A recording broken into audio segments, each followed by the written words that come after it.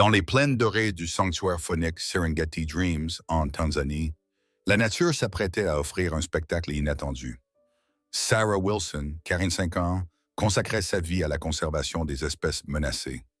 Ce matin-là, le téléphone satellite de son bureau sonna bien avant l'aube, un appel rare à une heure si matinale. Sarah, c'est Mwamba au poste de contrôle nord, dit la voix haletante. Des braconnières ont été surpris avec 2 lionceaux. Leur mère, elle n'a pas survécu. Le cœur de Sarah se serra. Une fois encore, la cruauté des hommes menaçait de faire disparaître 2 vies innocentes. Combien de petits demanda-t-elle, déjà en train de penser à l'espace et aux soins nécessaires. 2, un mâle et une femelle, moins de 3 semaines. Ils refusent de s'alimenter et leur état empire. 40 minutes plus tard, Sarah se tenait dans la clinique du sanctuaire. Devant elle, 2 minuscules lionceaux, assez petits pour tenir dans la paume de sa main, tremblaient de peur et de faim. La petite femelle portait une tache sombre autour de l'œil droit. Le mâle, légèrement plus grand, avait des extrémités d'oreilles étonnamment noires. Leur miaulement faible brisait le silence de la pièce. Sarah essaya de les nourrir au biberon, mais ils tournèrent la tête avec un cri rauque. L'alimentation à la seringue ne fit qu'aggraver la situation. Le mâle fut pris de convulsions, effrayé et stressé. Pendant 3 jours, Sarah et son équipe essayèrent tout. Ils les gardèrent au chaud, dans un enclos douillet, mais leur état empirait. Leurs yeux s'assombrissaient, leur corps perdait de la force. Assise dans son bureau, le 4e matin, Sarah regardait sans vraiment voir les rapports entassés sur son bureau. Le sanctuaire, né de son héritage et de sa passion, semblait soudain incapable de sauver ses 2 vies. À travers sa fenêtre, elle aperçut Zara, la femelle léopard du sanctuaire, allongée sur une plateforme, en train de lécher une vieille bûche avec un soin presque maternel. Rescapée d'un piège de braconnier, Zara avait perdu l'usage complet de sa patte arrière gauche, la condamnant à une vie protégée au sanctuaire. Depuis quelques semaines, son comportement avait changé. Elle se montrait agitée, transportait des objets qu'elle toilettait avec douceur. Le vétérinaire avait confirmé que Zara vivait une grossesse nerveuse. Son corps croyait qu'elle attendait des petits, déclenchant un instinct maternel puissant. En observant Zara cajoler sa bûche comme un petit, une idée folle traversa l'esprit de Sarah. Les cas d'adoption interspécifiques existaient, mais presque toujours entre espèces proches. Léopards et lions, ils étaient ennemis naturels. Les léopards perdaient leur proie face aux lions et beaucoup finissaient tués. Pourtant, les lionceaux mouraient, les méthodes classiques avaient échoué. Qu'avaient-ils à perdre? Sarah passa la prochaine heure à préparer une petite pièce sécurisée attenante à la zone de quarantaine. Elle y plaça des caméras, prépara le matériel d'urgence. L'angoisse lui tordait le ventre. Elle savait qu'elle jouait gros. Elle amena d'abord Zara, nerveuse dans cet endroit inconnu. La léopard tournait en rond, queue basse, oreilles légèrement plaquées. Un signe de stress. Sarah entra ensuite avec la petite lionne, soigneusement emmaillotée. À la vue du lionceau, Zara se figea, muscles tendus, regard fixe. Sarah retint son souffle. Au moindre signe d'agression, elle était prête à intervenir. Les narines de Zara frémirent, captant l'odeur du petit. La léopard fit un pas prudent, ses moustaches frémissant tandis qu'elle avançait. Soudain, un souffle doux, presque imperceptible, s'échappa de Zara. Un son maternel, celui qu'elle aurait émis pour ses propres petits. Elle tendit le cou et, lentement, commença à lécher le sommet du crâne de la petite lionne. La lionne, trop faible pour réagir, se contenta de gémir faiblement, mais ne chercha pas à fuir. Sarah sentit une vague de soulagement l'envahir. Elle posa délicatement le lionceau sur une couverture au sol. Zara, immédiatement, s'enroula autour d'elle, continuant son toilettage attentif. Les caméras captaient chaque seconde d'un miracle en train de naître. Encouragée par cette première rencontre, Sarah alla chercher le petit mâle. La scène se répéta. Zara le renifla, puis le rassembla contre elle, comme s'il avait toujours été le sien. Cette nuit-là, Sarah ne put se résoudre à quitter la salle d'observation attenante. À travers les écrans, elle regardait Zara toiletter ses 2 petits, les réconforter, les protéger. Les lionceaux, eux, semblaient s'apaiser dans la chaleur de la fourrure tachetée. À l'aube, pour la première fois, la petite femelle, que Sarah baptisa Léona, accepta de boire un biberon imprégné de l'odeur de Zara. Le mâle, désormais appelé Léo, fit de même peu après. Sarah, les larmes aux yeux, comprit qu'un pas incroyable venait d'être franchi. Les lionceaux n'avaient pas seulement trouvé une mère de substitution, ils venaient de se lier à celle qui, dans la nature, aurait dû être leur pire ennemi. Dans les jours qui suivirent l'adoption miraculeuse, le sanctuaire Serengeti Dreams s'emplissait chaque matin des petits cris de Léo et Léona. Les lionceaux, d'abord faibles et silencieux, retrouvaient une vie dans la chaleur de la fourrure de Zara. Sarah, derrière la vitre de la salle d'observation, notait chaque progression. Elle voyait Léona s'aventurer plus loin chaque jour, tester la texture de l'herbe sous ses pattes, sentir l'odeur du vent. Léo, plus prudent mais plus protecteur, restait souvent près de Zara, comme pour s'assurer qu'elle était en sécurité. Le comportement de ces deux lionceaux, à peine âgés de quelques semaines, dépassait déjà toutes les attentes. Zara, elle, se révélait être une mère exceptionnelle. Chaque matin, elle réveillait les lionceaux par de délicats coupes de langue. Ces ronronnements graves, si inhabituels pour une léopard en captivité, semblaient calmer immédiatement leur peur. Ensuite, elle les guidait vers le bol de lait enrichi que Sarah leur préparait, s'assurant qu'ils buvaient suffisamment. Contrairement aux mères léopards habituelles, qui mangent en premier, Zara laissait toujours Léo et Léona commencer, un sacrifice rare même chez les lionnes. Sarah, émue, voyait dans ce comportement une preuve que Zara comprenait, au-delà des instincts, que ses enfants adoptifs étaient différents. À 1 mois, les lionceaux commencèrent à se battre pour jouer, comme le font tous les jeunes prédateurs. Ils se bondissaient dessus, roulaient dans l'herbe, poussaient de petits rugissements encore aigus. Zara participait à leur jeu, se laissant mordre doucement, feignant la défaite dans ses combats improvisés. Sarah et son équipe observaient, fascinés par cette scène qu'aucun manuel de biologie n'aurait pu prédire, une léopard enseignant la vie à 2 lions. Sarah documentait tout avec rigueur. Elle prenait des centaines de photos, enregistrait des heures de vidéos et rédigeait des rapports détaillés sur l'évolution des lionceaux. Chaque donnée montrait la progression fulgurante de Léo et Léona, mais aussi la patience et l'adaptation remarquable de Zara. Cette dernière ajustait ses comportements. Elle ne les encourageait pas à grimper comme elle l'aurait fait avec des léopardos, mais les incitait à explorer le sol, à avancer dans l'herbe, à se coordonner pour chasser de petites proies factices. Un apprentissage presque sur mesure pour des lions, transmis par une mère d'une espèce ennemie dans la nature. À 3 mois, les lionceaux étaient déjà presque aussi grands que Zara. Leur pelage doré était luisant de santé, leurs muscles se développaient rapidement. Leurs rugissements devenaient plus graves, résonnant dans le sanctuaire au lever du jour. Léo, en particulier, se montrait déjà protecteur. Il se plaçait systématiquement entre Zara et les soigneurs quand ceux-ci approchaient pour nettoyer l'enclos ou apporter de la nourriture. Léona, plus vive, s'exerçait à bondir sur les souches installées par Sarah pour stimuler leur instinct de chasse. Chaque matin, Sarah ajoutait des obstacles, des cachettes, des branches pour enrichir leur environnement. Elle y dissimulait des morceaux de viande pour inciter les lionceaux à chercher, à flairer, à développer leurs compétences de prédateurs. Zara ne se contentait pas de les surveiller. Elle participait activement, démontrant des approches silencieuses, des pas mesurés et des attaques soudaines sur les proies factices. Sarah notait qu'elle combinait la stratégie de patience du léopard avec un début de coordination qu'on trouve chez les jeunes lions, un comportement hybride fascinant. Mais alors que Léo et Léona gagnaient en force, Sarah commença à recevoir des messages inquiets de scientifiques. « Vous devez préparer la séparation », répétait un expert. À la maturité sexuelle, leur instinct de dominance et de territoire surpassera tous les liens affectifs. Sarah, qui avait tout donné pour offrir un avenir à ses lionceaux, ressentait une angoisse croissante. La taille de Léo, déjà imposante, promettait un futur prédateur redoutable. Et pourtant, chaque soir, elle voyait les 3 animaux s'endormir blottis ensemble, Zara entre ses 2 enfants adoptifs, et elle se demandait si la nature pouvait vraiment triompher de la tendresse qu'elle avait sous les yeux. Un soir, alors qu'elle rédigeait son rapport quotidien, Sarah écrivit « Peut-être que ce que nous appelons instinct n'est pas aussi immuable que nous le croyons. Peut-être qu'avec assez de soin et d'amour, même les ennemis naturels peuvent apprendre une nouvelle façon de vivre. » Le temps semblait s'accélérer au sanctuaire Serengeti Dreams. À 9 mois, Léo et Léona étaient devenus de jeunes lions puissants, presque de la taille de Zara.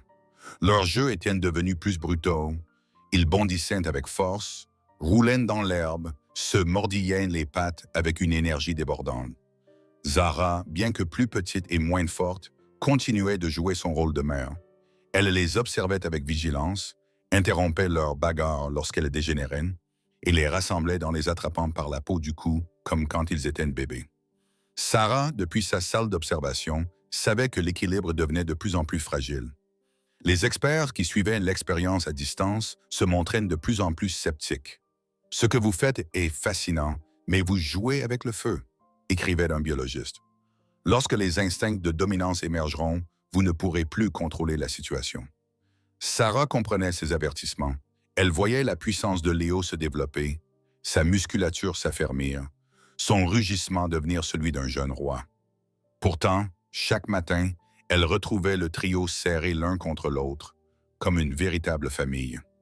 Un après-midi étouffant marqua un tournant décisif. Après un violent orage, un arbre tomba sur la clôture, ouvrant une brèche inattendue. Avant que les équipes de maintenance n'interviennent, un léopard mâle sauvage, attiré par l'odeur de Zara, s'introduisit dans l'enclos. Sarah, alertée par le système de surveillance, courut jusqu'à la salle de contrôle.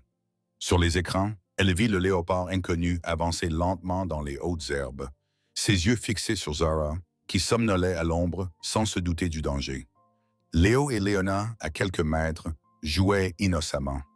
Le léopard sauvage, plus grand et plus massif que Zara, s'approchait d'elle avec une intention claire. Il la considérait comme une rivale sur son territoire. Dans la nature, cette rencontre se serait soldée par une violente attaque. Sarah, impuissante, serra les poings. Son équipe n'arriverait pas à terme. Tout se jouait maintenant sous ses yeux. Soudain, Léo perçut le danger. Son corps se raidit, ses yeux se fixèrent sur le nouvel arrivant. Sans la moindre hésitation, le jeune lion bondit, traversant la clairière en un éclair. Son rugissement, puissant et grave, retentit dans tout le sanctuaire. Zara se redressa, surprise. Le léopard sauvage, déstabilisé par cette apparition inattendue, recula d'un pas. Léona, alertée par le rugissement de son frère, surgit à son tour, se postant aux côtés de Léo. Ensemble, les deux jeunes lions formèrent un rempart devant Zara. Le léopard sauvage hésita. Son instinct de survie prit le dessus. Il recula lentement, grognant, avant de tourner les talons et de disparaître dans la brèche de la clôture. Sarah, derrière ses écrans, avait du mal à croire ce qu'elle venait de voir. Non seulement Léo et Léona n'avaient pas attaqué Zara, comme l'avaient prédit les experts, mais ils l'avaient défendue, la considérant clairement comme un membre de leur clan. Lorsque le calme revint, Sarah observa la scène la plus bouleversante de toute son expérience. Léo et Léona se frottaient contre Zara, la léchaient, ronronnaient doucement comme pour la rassurer. Zara, d'abord tendue, s'apaisa, rendant leur affection avec la même tendresse. Ce moment défiait toutes les lois de la biologie. Deux jeunes lions, à l'aube de l'âge adulte, venaient de protéger leur mère adoptive léopard au lieu de la voir comme une proie ou une rivale. Dans les jours suivants, Sarah remarqua un changement subtil. Léo et Léona devinrent plus attentifs, plus protecteurs. Lorsqu'un soigneur s'approchait trop près de Zara, Léo se plaçait entre elle et l'humain, grognant faiblement. Léona, elle, suivait sa mère adoptive partout, comme pour s'assurer qu'aucune menace ne rôdait. Zara, quant à elle, continuait de les traiter comme ses petits. Elle les toilettait, leur montrait comment flairer le vent, et se couchait entre eux la nuit. Cette évolution laissait perplexes même les scientifiques les plus expérimentés.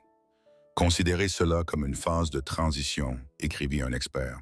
Mais préparez-vous, leur instinct reprendra le dessus. Sarah, pourtant, n'y croyait pas. Elle voyait dans leurs interactions un lien qui dépassait la simple imprégnation de l'enfance. Ces trois félins formaient une véritable famille, soudée par un amour qui semblait plus fort que l'instinct. Pour Sarah, ce qu'elle observait ne relevait plus de la simple curiosité scientifique.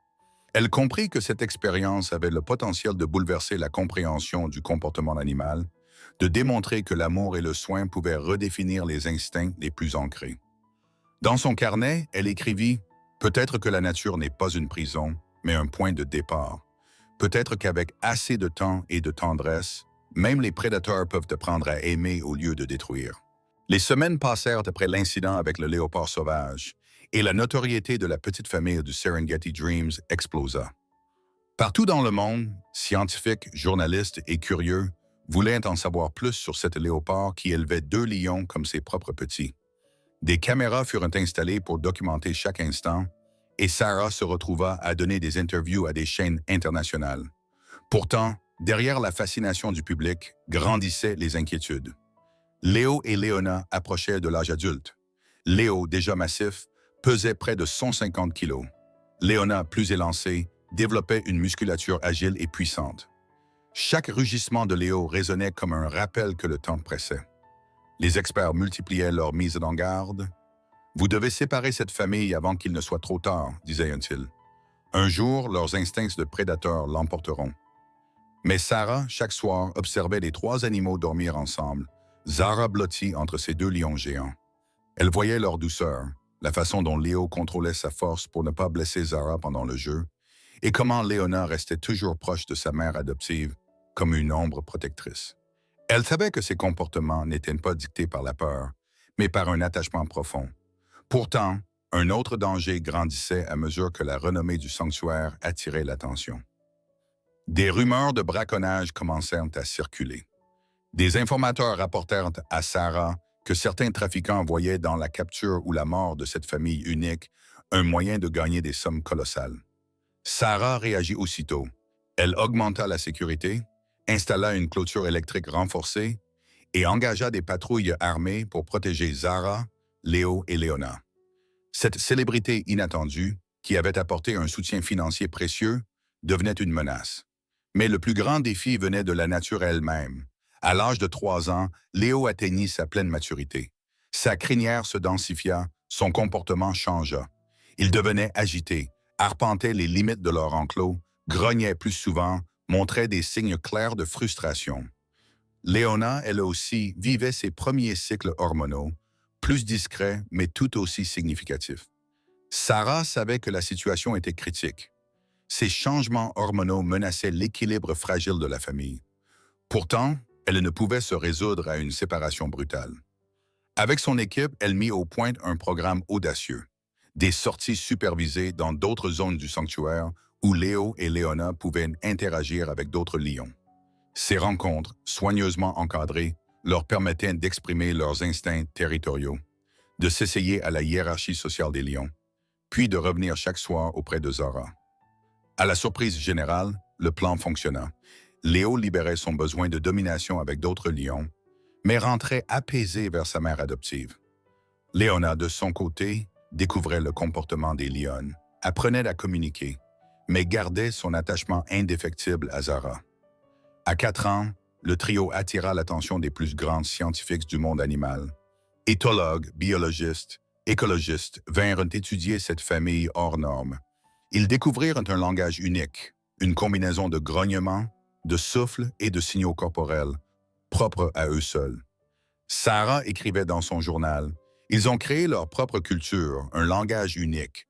Cela dépasse tout ce que nous connaissions des comportements acquis. » Cette expérience, loin des prédictions catastrophistes, montrait qu'avec une éducation basée sur la confiance et la tendresse, même les instincts les plus ancrés pouvaient évoluer. La notoriété du sanctuaire attira un soutien financier inédit, nouveaux sponsors, dons et afflux de visiteurs fascinés. Sarah put agrandir le sanctuaire, mieux protéger ses pensionnaires et financer des programmes de conservation dans toute la région. Pourtant, elle restait consciente du danger. La nature demeurait imprévisible et l'instinct des félins, même apaisé, ne disparaissait jamais totalement. Chaque soir, en observant Zara, Léo et Léona blottis, elle savait qu'elle vivait une aventure unique, mais aussi un fragile équilibre à préserver. Dans ses mémoires, elle écrivit « Ici, j'ai appris que la nature ne se domine pas. L'amour peut seulement la guider. » À 6 ans, Léo et Léona étaient devenus des lions majestueux. Leur crinière et leur prestance attiraient tous les regards. Zara, vieillissante mais toujours alerte, restait le centre de leur univers. Chaque visiteur repartait émerveillé d'avoir vu 3 animaux, ennemis naturels, vivre en parfaite harmonie. Sarah savait que leur histoire était devenue un symbole. celui d'un monde où la compréhension et l'amour surpassent les instincts et les peurs les plus profondes.